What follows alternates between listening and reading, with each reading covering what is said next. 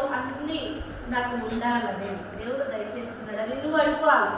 నీకు చదువు విషయంలో ఇబ్బంది అవుతుంది, నువ్వు చదవలేకపోతున్నావు, కుటుంబ సమస్యలలో బాధపడుతున్నావు, ముందుకు వెళ్ళలేకపోతున్నావు. యెహోవా నా కాపరి, నాకు లేమి కలగదు.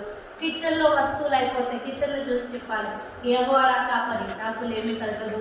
డబ్బులు లేకపోతే డబ్బులను చూసి, నీ కుటుంబ పరిస్థితులను చూసి నువ్వు చెప్పాలి, యెహోవా నా కాపరి, నాకు లేమి కలగదు. ఇంట్లో ఏ వస్తువు లేకపోయినా కూడా నువ్వు చెప్పాల్సింది ఏంటంటే, యెహోవా నా కాపరి, నాకు లేమి కలగదు. దేవుడు నీతో ఉంటే ఏ విషయంలో నీకు కొదువ ఉండదు.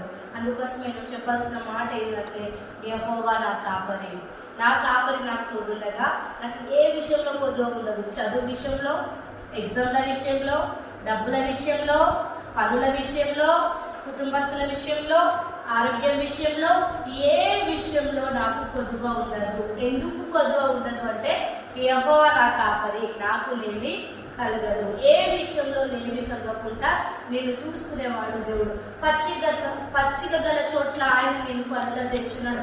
పచ్చగా ఉన్న స్థలంలో, ఒక మంచి స్థలంలో ఆయన నేను నిద్రపుచ్చాలని కూర్చున్నాడు.